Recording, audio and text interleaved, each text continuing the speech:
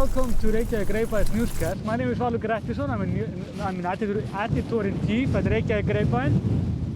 It's a very windy day. It comes and goes, kind of like the hiker's nightmare. And as you can see, whoa!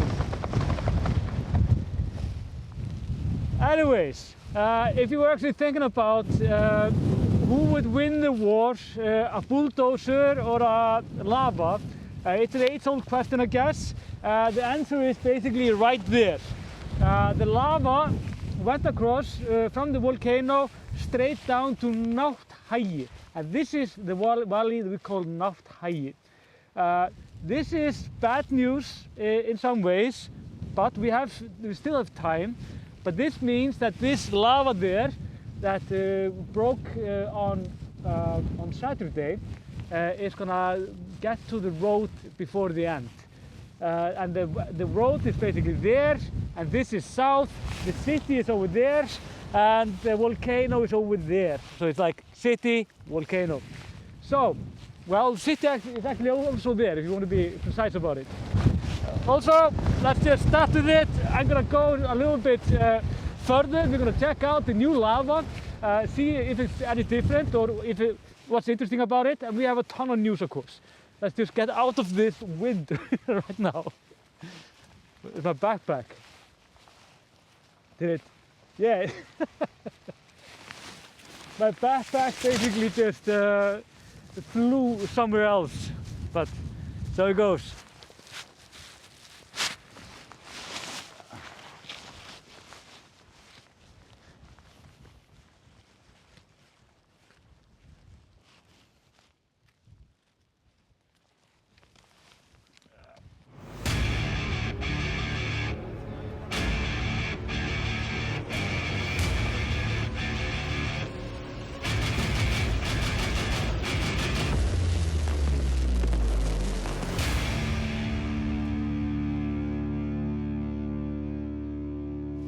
Here we are. You can see how this lava here, like how bluish it is actually. It's really weird to see this. And this came here down to Nátthagi and it broke on last Saturday. And Art actually, he was so quick and had nothing to do, I guess. So he went straight on Saturday and took fantastic photos and footage of the lava, which we will, of course, will show you. But you can see here, like how bluish this is. But what would you call it? Like the blue color that is over this is glass, and you can find this all over here. Like if you go where we started, for example, the video, could be somewhere here. I don't have my glasses, so I can't see that well. Meaning that we have like very fine threads, which seems like grass almost. It's very thin. But it actually is glass, and it's coming from the lava and coming from the volcano, and we actually call this the witch's hairs. I'm not sure like the Icelandic professional word over it is, but it's a fun word actually to think about. So you can see it here, like how odd it is, like.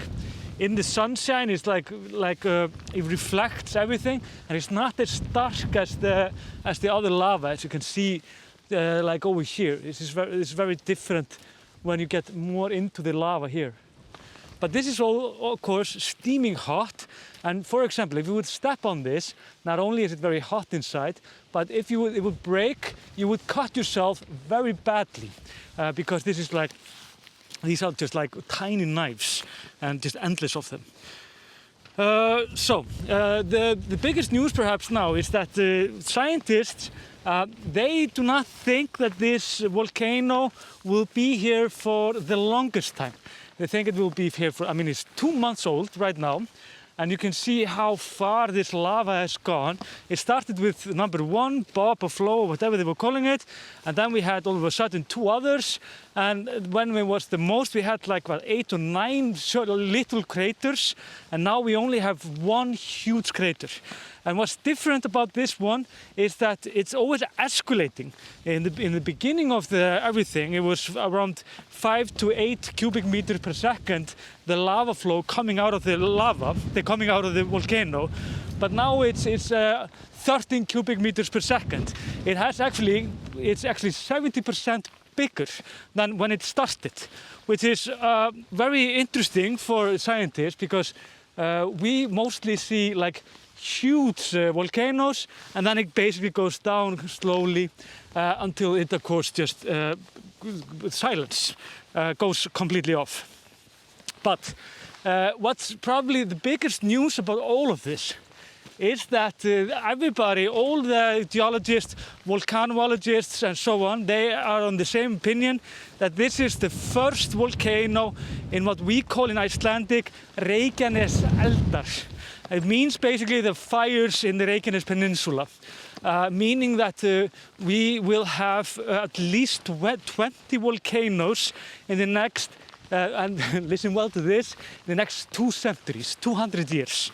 So we will have much more volcanoes, and this is perhaps only the first volcano coming in this like in this new era, because it's around 800 years since all of these volcanoes were the last time, and this is historically it's all on time right now, meaning that we're gonna have basically very different kind of landscape in other areas also, which brings us to Brennisteinsfjöll.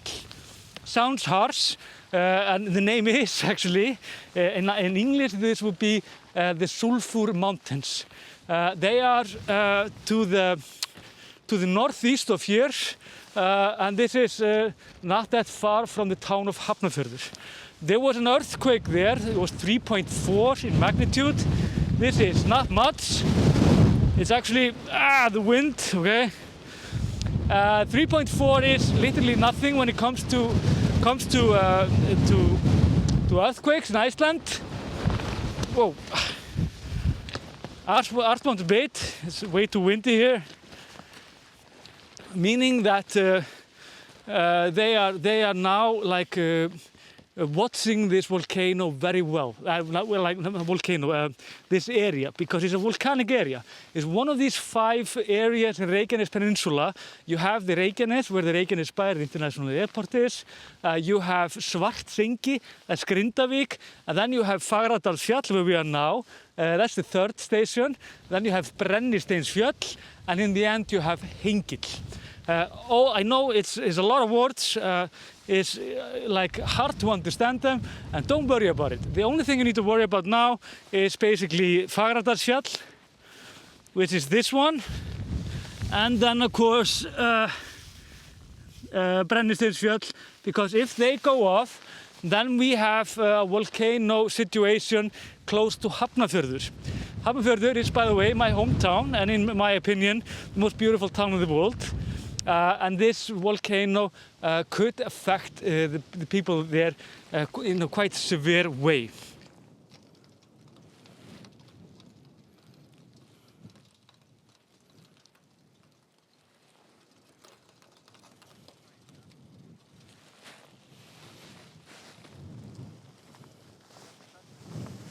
So the lava is obviously still coming down here, although it's moving very slow. And you can perhaps see it's a little bit different from the other lava up there. It's much more like this, like you see in the distance here, like this one. It's more like a rough like texture on it. But what matters here, and perhaps you just show them that valley here. This is of course Nátthagi. We were standing down there just when we started. And what's interesting about it is that we have, according to scientists, perhaps 2 weeks to 4 months until this whole valley gets full. When it fills up, it's pretty evident that the lava will go basically over the road down there, the same road we use to get to this place. But the thing is, it's not a catastrophe or anything like that. It's not like I mean, it's a road, yes, and it costs money to fix it. But we have laid a lot of roads through a lot of lava in Iceland, so it's not like it's not a big of a headache. And there are no houses or anything like that are in danger, and no lives, of course, unless you are very like irresponsible when it comes to like how you are around the lava or the volcano, or if you hike like an idiot to this place.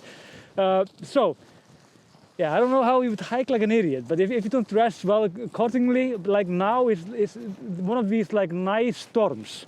You have like sunny weather, it's very fine, but the wind is so strong that when me and Art are hiking back, it would feel like we are hiking this route twice.